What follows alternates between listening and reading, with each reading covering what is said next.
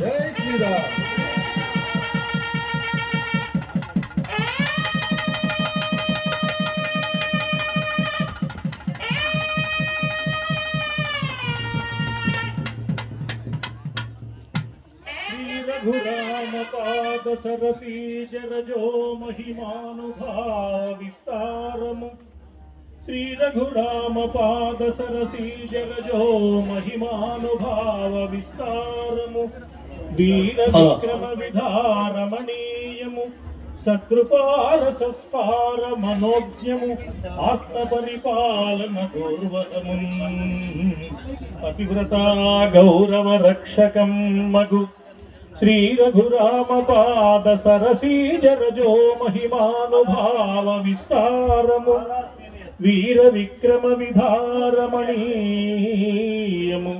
सत्कृपार सस्पार मनोज्ञमु आत्मपरिपालन दोर्वहमु पतिव्रता गौरव रक्षकं मगु जगद्धित धर्ममु प्रोचुनेल्लरन् जगद्धित धर्ममु प्रोचुनेल्लरन्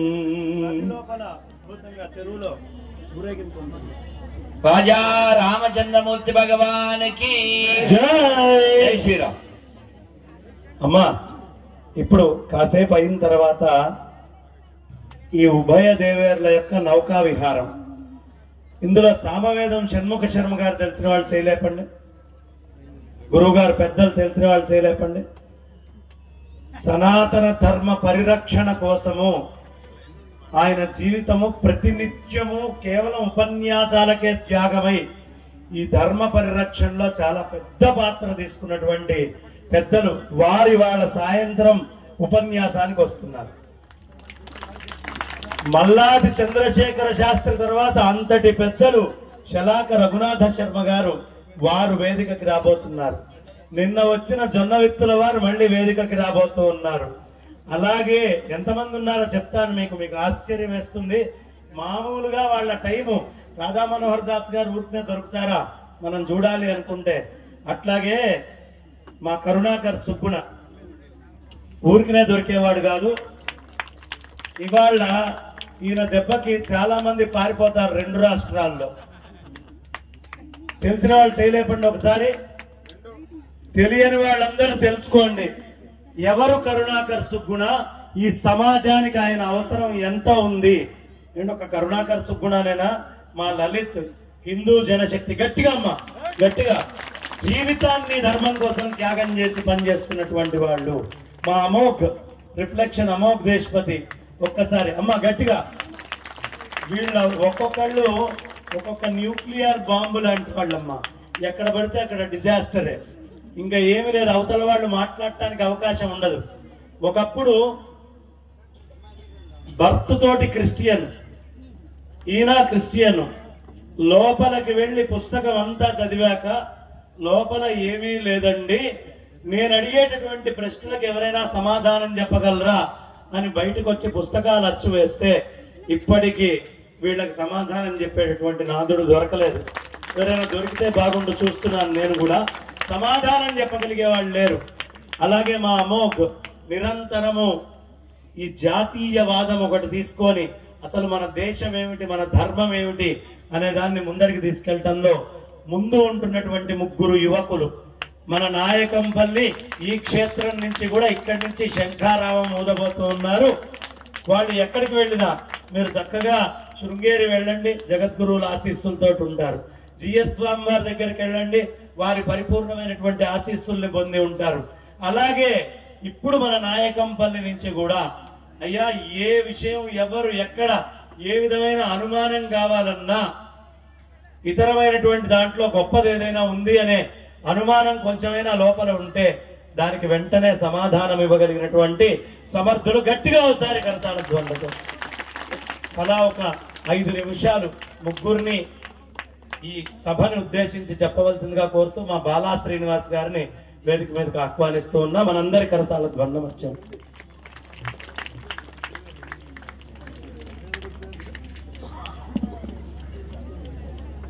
జై శ్రీరామ్. వేదిక మీద ఉన్నటువంటి పండితోత్తములకు, పెద్దలకు, మిత్రులకు అందరికీ కూడా హృదయపూర్వక నమస్కారాలు. ఎక్కువ సమయం లేదు, ఒక 2 విషయాలు చెప్తాను. ఎక్కువగా మాతృమూర్తున్నారు కాబట్టి మీకోసం ఒక 2 విషయాలు మాట్లాడదాం అనుకుంటున్నానమ్మా.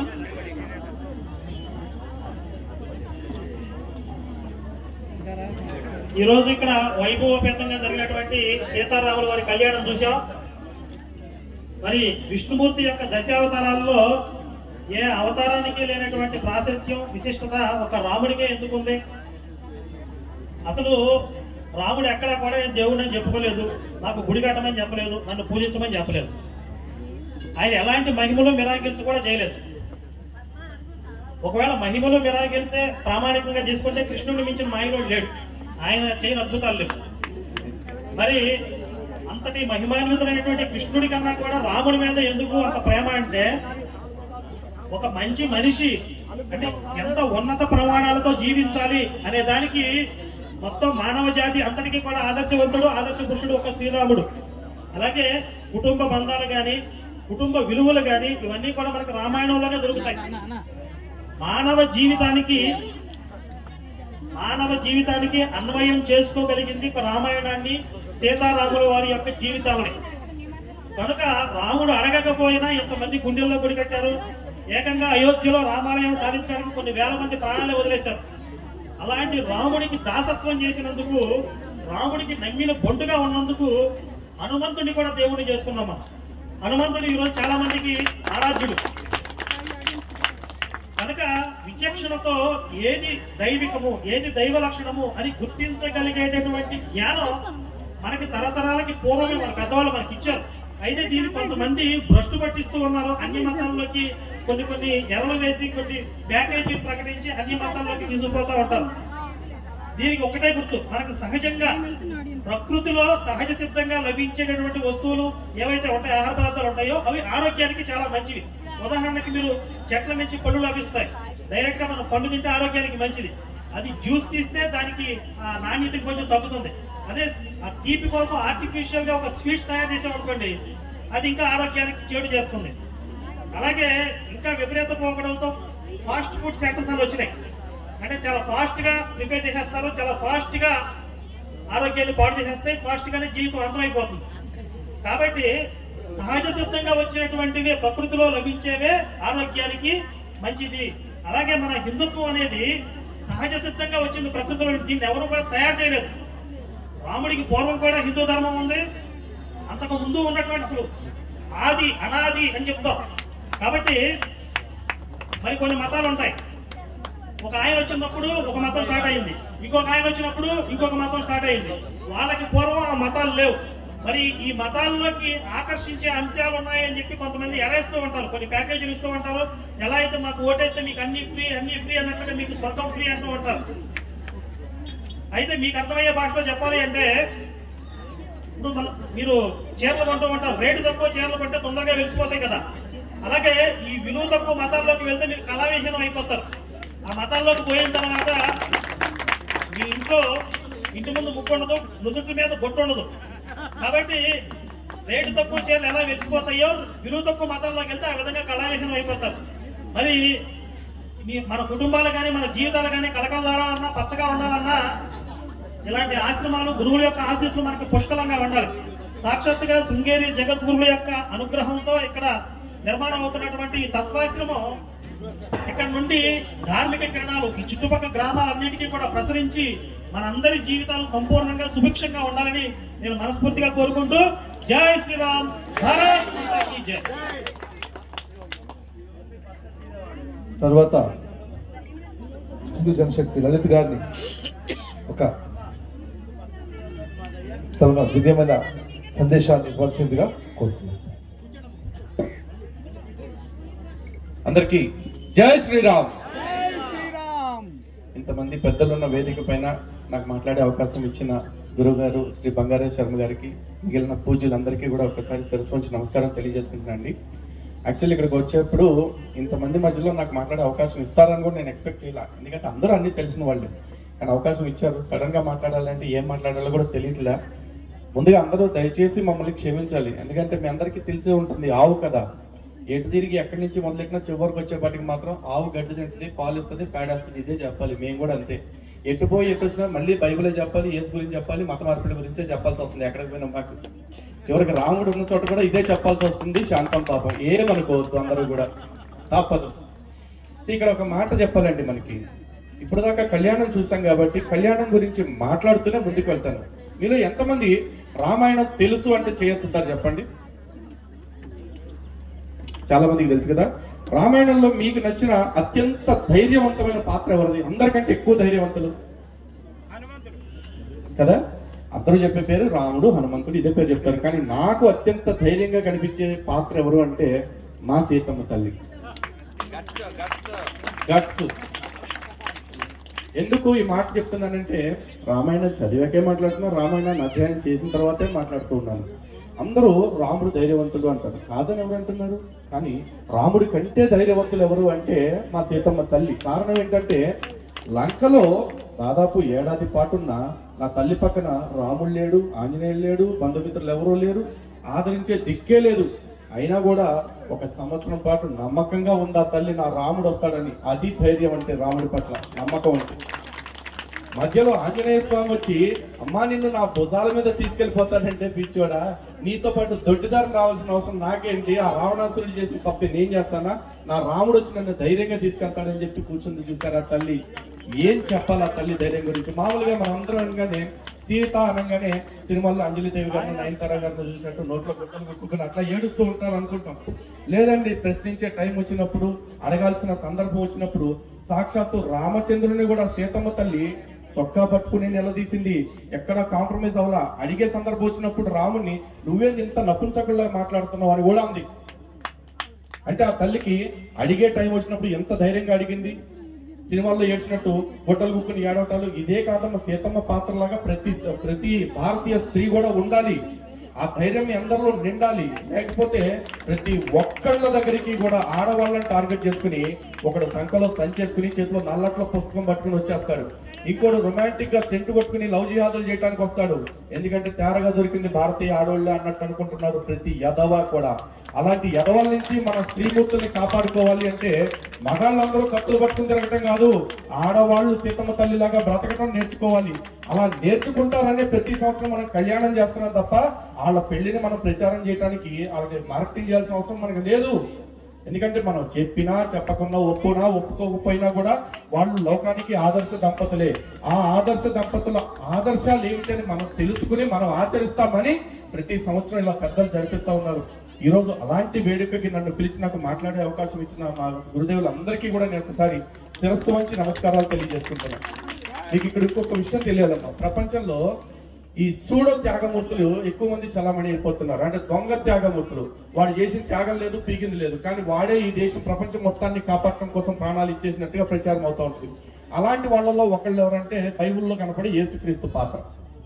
నిజంగా ఈ వేదిక మీద నుంచి ఆ పేరు తలవాలంటే కూడా నాకు పాపం అనిపిస్తుంది. కానీ ఇంతమందికి పుణ్యం జరుగుద్ది, ఇంతమందికి దాని గురించి అవగాహన కలుగుద్ది అంటే నాకు పాపం తగిలినా కూడా నాకు నష్టం లేదు. నేను ఆ పాపాన్ని భరించడానికి కూడా సిద్ధంగా ఉన్నాను. ఓకే, ఇక్కడ త్యాగమూర్తుల గురించి ఒకసారి మాట్లాడుకుందాం. యేసుక్రీస్తు ప్రపంచంలో ఉన్న జనులందరి ప్రాణాల కోసం, పాపాల కోసం ప్రాణాలు త్యాగం చేశాడని వీళ్ళందరూ ప్రచారం చేస్తూ ఉంటారు. ఆయన ఏమి త్యాగం చేయలేదండి. ఆ చచ్చిపోయే ముందు కూడా బతిమాలుకున్నాడు ఆ నాన్ని. నానా నన్ను కాపాడు, నీ చిత్తమైతే ఈ గిన్నెని అంటే ఈ సావు నాకు రాకుండా చూడు అని బతిమాలాడు. చివరి నిమిషంలో కూడా ఏలి లామా సబక్తాని అన్నాడు. అంటే నా దేవా నా చెయ్యి ఎలా విడిచేసావు, నన్ను ఎందుకు హ్యాండ్ ఇచ్చేసావు, వీళ్ళు నన్ను చంపేస్తున్నారు, నన్ను కాపాడతావా లేదా అని అడిగాడు. అడిగితే కూడా నాన్న పట్టించుకోలా.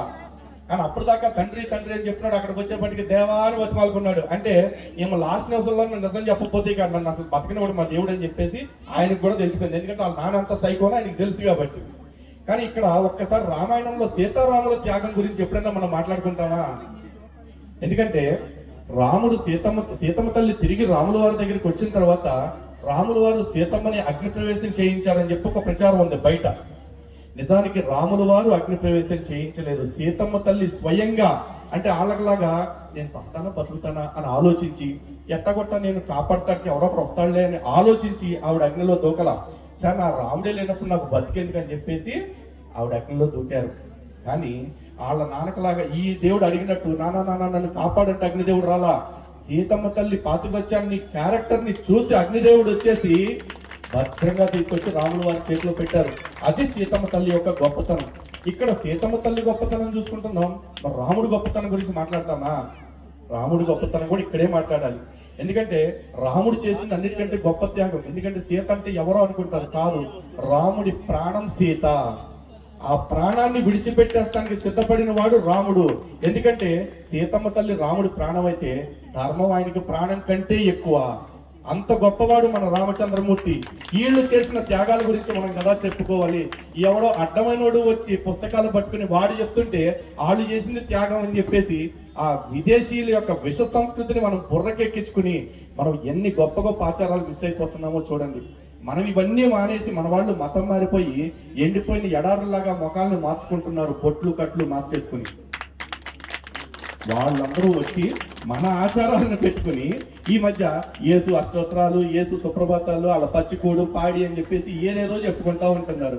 చివరికి మన ఆచారాలు లేకపోతే వాళ్ళకి బతుకే లేదు అని చెప్పేసి వాళ్ళకి అర్థమైంది. కానీ వాస్తవం ఏంటంటే వాళ్ళందరికీ కూడా మనలాగా ఇంత కళగా ఇంత వైభవంగా వేడుకలు పండగలు చేసుకోవటానికి వీలు పడక వాళ్ళందరూ కూడా మన పద్ధతులను అవలంబించడం మొదలు పెడుతున్నారు.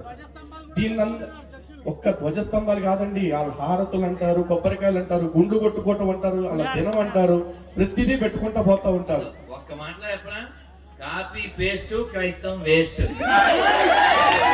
అది సింగిల్ డైలాగ్ అయిపోయింది. Only once perfect. సో ఇప్పటికైనా అర్థం చేసుకుంటాం, మన మాయ చేయడానికి వస్తున్నాయి తప్ప వీళ్ళందరూ కలి ప్రభావాన్న కలి పురుషుడికి పుట్టిన అక్రమ సంతానాలే ఈ మతాలన్నీ కూడా.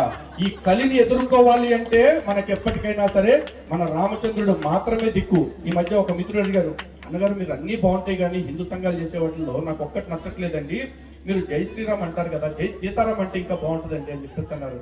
అరే పిచ్చోళ్ళారా, జై శ్రీరామ్ అంటున్నాము అంటే నా స్త్రీలో ఉన్నదే సీతమ్మ తల్లి. జై సీతారాం అంటున్నామంటే ఇక్కడ సీతమ్మ తల్లి నా పేరు చెప్పాలని ఆశపడలా. రాముడి కంటే ముందు ఆంజనేయ స్వామి రాముడితో పాటు నా పేరు తలవాలని ఆయన కూడా ఆశపడలా. వాళ్ళిద్దరూ కోరుకుంది ఒకటే, ఈ లోకంలో సృష్టి అంతరించిపోయేదాకా కూడా రామనామం నిలబడాలని మాత్రమే అనుకున్నారు. ఆ రామనామం మనకి ఇప్పుడు ఎంత ప్రేరణ ఇస్తుందంటే చివరికి సీతమ్మ తల్లిని అన్వేషించడానికి వెళ్లిన వానరముకంతా కూడా జై శ్రీరామ్ నినాదంతోనే వెళ్లారు. అలాగే ఈ రోజు మనమందరం హిందూ రాజ్యాన్ని స్థాపించుకోవడానికి ముందుకు వెళ్తున్నాం కాబట్టి ఆ జై శ్రీరామ్ నినాదంతోనే బ్రతకాలి.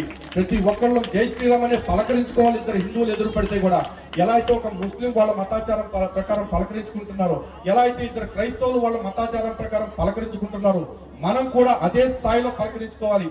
దానికి మనకి సంప్రదాయాలతో పని లేదు, ఎవ్వరు ఆచారాలతో పని లేదు. ఒకటే విధానం, ఒకటే నినాదం, జై శ్రీరామ్, జై శ్రీరామ్, జై శ్రీరామ్, భారత్ మాతా కీ, భారత్ మాతా కీ, భారత్ మాతా కీ.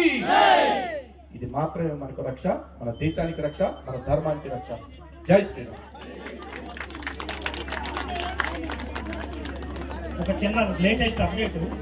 ఇంతకుముందు బంగారాయ శర్మ గారు చెప్పారు, నేను ఒక వీడియోలో చెప్పాను, చిటికిన వేలు మీద గోవర్ధనగిరి పర్వతాన్ని అలవోకగా ఎత్తినటువంటి కృష్ణుడు మనకు కావాలి తప్ప 30 కేజీలు చెక్కముక్క మొయ్యలేక కింద పడిపోయినవాడు మనకి ఎందుకు అని చెప్పి. అయితే లేటెస్ట్ వెర్షన్ ఏంటి అంటే, నిన్నే దుర్గాడ అనే ఊరికి వెళ్ళాం. అక్కడ హనుమంతుల వారి విగ్రహం ఆవిష్కరణ జరిగింది. అయితే ఈ హనుమంతుడిని వాళ్ళు పాస్టర్లు క్రిటిసైజ్ చేసేది గుర్తొచ్చింది నాకు. హనుమంతుడు మూత అలా ఉంటుంది, తోక ఉంటుంది, మీ పిల్లలకు కూడా అలా ఉంటే మీరు ఒప్పుకుంటారని చెప్పి మాట్లాడడం గుర్తొచ్చింది. అప్పుడు అక్కడ ఏం చెప్పాను అంటే, హనుమంతుడిని మహాభారతంలో ఆయన తోకను కనిపించడానికి భీముడు ప్రయత్నించాడు. 10,000 ఏనుగులు బలం ఉన్నటువంటి భీముడు ఆయన తోక కదపలేకపోయాడు. అదే మీ ఓడైతే ఆ తోకలో ఒక ఈక కూడా కదపలేడు అనేది లేటెస్ట్ వెర్షన్. కాబట్టి గోవర్ధనగిరి పర్వతం దాకా వెళ్ళక్కర్లేదు, హనుమంతుడి యొక్క తోకలో ఈక కూడా కదపలేని వాడు మనకు అవసరం లేదు అనేది లేటెస్ట్ వెర్షన్. అలా చెప్పాలంటే ఒక ముక్కలో చాలా సార్లు మేమంతా కలిసినప్పుడు చెప్పింది మీరు విన్నదే. నేను కొండనెత్తిన గోవిందుణ్ణి పూజిస్తా, నే కోదండం పట్టిన రాముణ్ణి పూజిస్తా, లోకం కోసం విషం తాగి రక్షించిన పరమశివుణ్ణి పూజిస్తా, నేను శివారాధన చేస్తా, శివారాధన చేయను. జై శ్రీరామ్, జై శ్రీరామ్. ఇప్పుడు అమోఘంగా చెప్తాడు. భారత్ మాతా కీ. నిజంగా అంటే దీంతోనే స్టార్ట్ చేయాలనిపిస్తుంది సీరియస్ గా నాకు ఎక్కడికి వచ్చినా కూడా. వన్ మోర్ థింగ్, ఈ స్టేజ్ పైన ఉన్న వాళ్ళదే కానీ స్టేజ్ కింద ఉన్న వాళ్ళందరికంటే కూడా వయసులో కానీ ఎక్స్పీరియన్స్ విషయంలో కానీ అన్ని రకాలుగా చాలా చిన్నవన్నీ. దయచేసి నేను మాట్లాడే తప్పులను ఒప్పులుగా భావించైనా పర్లేదు. తప్పులైతే మీరు నాకు చెప్పొచ్చు, నేను ఖచ్చితంగా దాన్ని మార్చుకునే ప్రయత్నం చేస్తా. ముఖ్యంగా అమ్మ నమస్కారం, అనంతలక్ష్మి గారు మీరు కిందికి వెళ్ళిపోయారమ్మా, కింద అమ్మా. Thank you. అండ్ ఇక్కడ బంగారే శర్మ గారు అమ్మా, ఓకే థ్యాంక్ యూ. గురువు గారు థ్యాంక్ యూ సో మచ్. ఇంత మందితో స్టేజ్ ని పంచుకునేటటువంటి ఒక అవకాశం నాకు ఇచ్చినందుకు ముందుగా ఒకటే అండి, మరొకసారి భారత్ మాతా కీ జై శ్రీరామ్. ఆబ్వియస్లీ మైక్ నా దగ్గర ఉన్నది కాబట్టి నాదే ఎక్కువ వినబడుతుంది, నాదే వినబడుతున్నది. మరొకసారి చెప్తా, ట్రై చేద్దాం, కొంచెం అక్కడ నుంచి గట్టి వస్తుందేమోనని. జై శ్రీరామ్. వచ్చిందబ్బా. భారత్ మాతా కీ. ఫెంటాస్టిక్. మైక్ కంటే కూడా మన ట్రూత్ పవరే చాలా ఎక్కువ ఉంటది, రైట్? అండ్ ఇక్కడ మన అందరం కూడా భరతమాత బిడ్డలం. అన్న కరుణాకర్ అన్న, మళ్ళా తర్వాత లలిత్ కుమార్ అన్న ఇద్దరు కలిసి మాట్లాడిన తర్వాత మైక్ మూడో వ్యక్తిగా నాకు వచ్చింది. వాళ్ళిద్దరు మాట్లాడిన తర్వాత మాట్లాడడానికి అంత విషయం ఏమి ఉండదు, బట్ దాంట్లో ఏదో నాకు దోచింది చెప్పాలని చెప్పేసి నేను మైక్ తీసుకున్నా. అండ్ ఇక్కడ సీతారాముల కళ్యాణం కరెక్ట్ గా కళ్యాణం తాళి కట్టే సమయానికి నేను దిగిన స్వామివారి ఆశీర్వాదం అట్లా దొరికింది నాకు అని నేను అనుకున్నా. అండ్ మన ముఖ్యంగా ఇప్పుడు అన్నారు క్రిస్టియన్ కన్వర్షన్స్ అవి అని చెప్పేసి మనం అందరం మాట్లాడుతూనే ఉంటాము.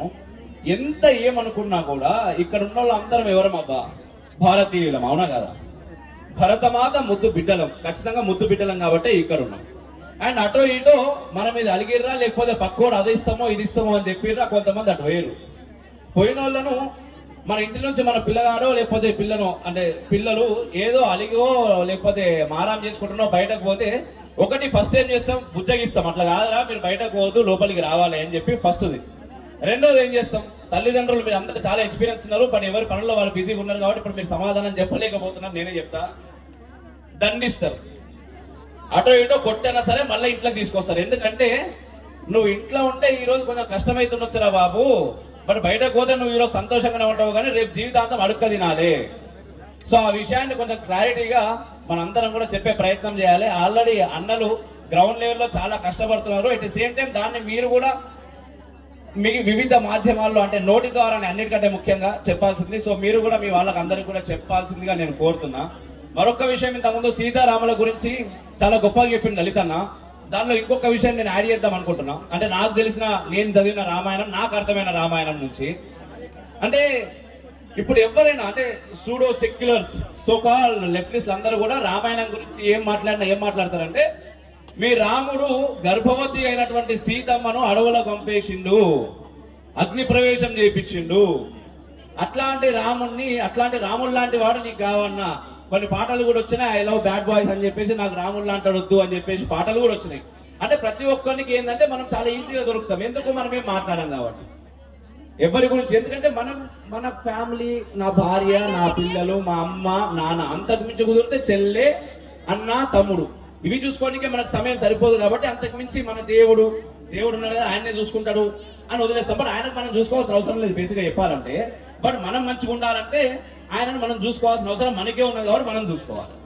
అయితే ఆ రోజు రామాయణం జరుగుతున్నప్పుడు అందరూ కూడా సీతమ్మ అంటే దాదాపు ఒక చాకలాయన ఏదో మాట మాట్లాడిండు అని చెప్పేసి మామూలుగా నార్మల్ జనాలు అందరికీ తెలుసు. అంటే రావణాసురుని దగ్గర అన్ని రోజులు సీతమ్మ ఉన్నది, ఈయన ఎట్లా తీసుకొస్తాడు అని చెప్పేసి మాట్లాడిండు అన్నప్పుడు, అంటే ఊర్లో ఒక ఆయన మాట్లాడుతూనే అట్లా అంటే ఆయన మాట్లాడిండు, ఆయన దాకా పోయింది అంటే ఇంకెంతమంది మాట్లాడిర్రో, దానికి మించి ధర్మం ముఖ్యం కదా అని చెప్పేసి రాముడు ఇట్లా చేసిండు అని చెప్పేసి మనం విన్నాం.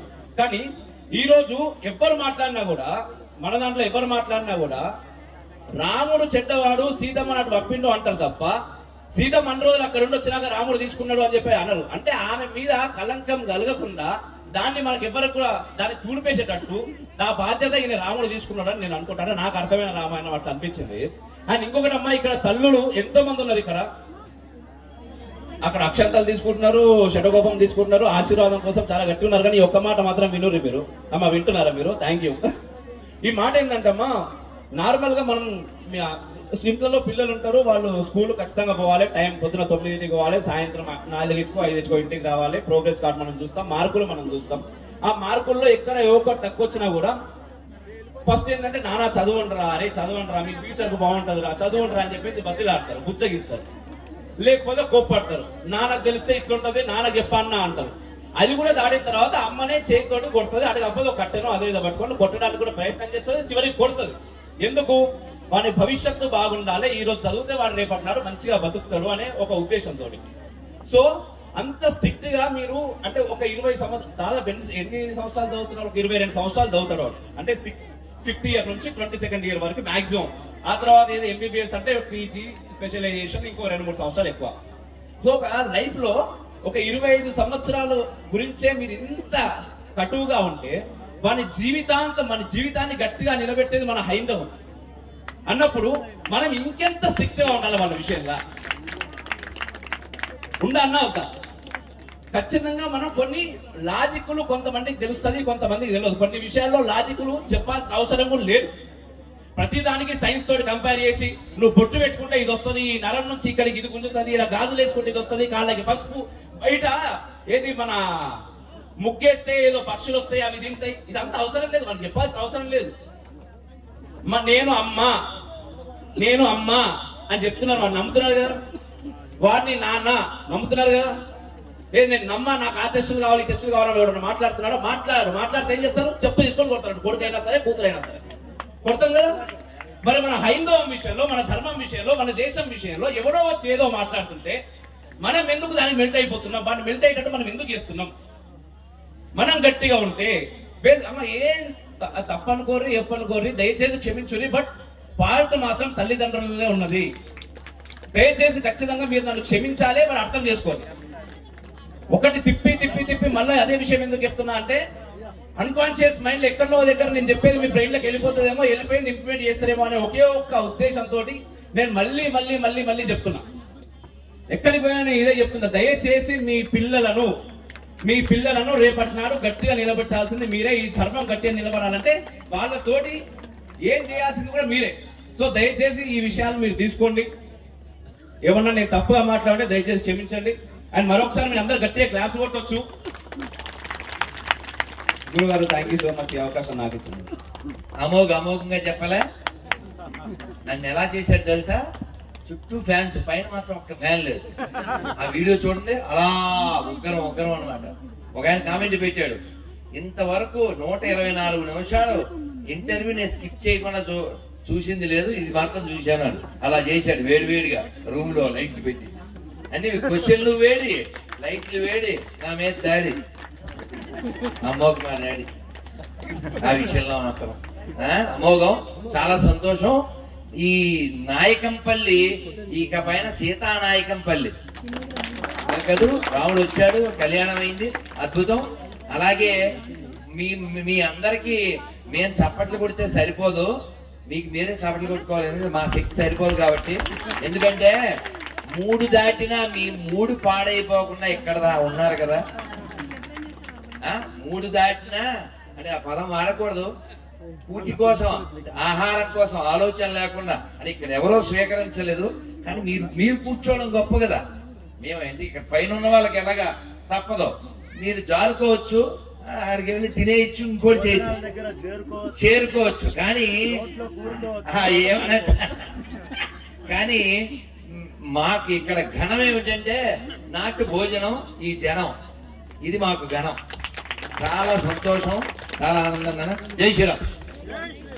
ఇక నుంచి అయినా సరే ఎవరైనా సరే స్త్రీమూర్తులందరూ ఒక్కటే చెప్పండి అమ్మా, సీతమ్మన్నా మన స్త్రీమూర్తులన్నా సరే, భారతీయ స్త్రీమూర్తులన్నా దైన్యం కాదు ధైర్యం, ఇది చెప్పండి. మా గురువు గారు చెప్పారు, ఎప్పుడు అదే చెప్తున్నాను. ఇప్పుడు ఆ లలిత్తో అయిపోయాక చెప్పాను నేను. సీతాదేవి గురించి ఇంకొక వేరే చెప్తూ ఉంటాను. అమ్మవారికి అంత స్థితిలో కూడా ఆవిడ నమ్మకంతో ఉంది, విశ్వాసంతో ఉందని. కానీ నువ్వు ఇంకొకలా ఆవిష్కరించావు నాన్న. సీతాదేవి అంటే ఇన్ని రోజులు ధైర్యం అనుకున్నాం, కాదు ధైర్యం. అందుకే ధైర్యలక్ష్మి కూడా ఉన్నారు. కాబట్టి మనం ఎప్పుడైనా గుర్తుపెట్టుకున్నాం, ఏదో చిన్న కష్టం వస్తే మతం మార్చినట్టుగా పార్టీ మార్చకూడదు.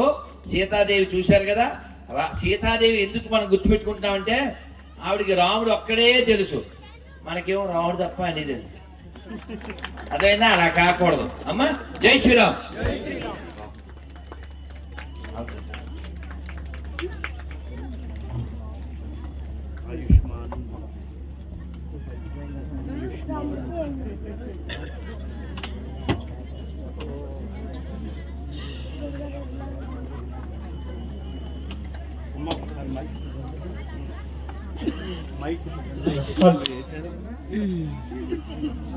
అమ్మ, ఇప్పటిదాకా ఎక్కడ ఈ చుట్టుపక్కల గ్రామాల్లో మీరు చూడనటువంటి అద్భుతమైనటువంటి ఊరేగింపు ఉంటుందమ్మా. ఇవాళ గాని మన చెరువులో జరిగే తెప్పోత్సవాన్ని చూడలేదు అంటే అంతకంటే దురదృష్టవంతులు లేరు.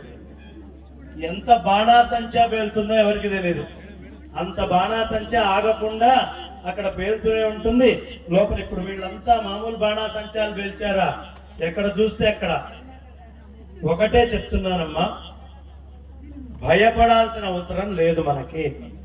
ధర్మం విషయంలో ఎప్పుడూ భయపడకండి. మన భయపడటమే అవతల వాళ్ళకి బలం. అర్థమైందమ్మా?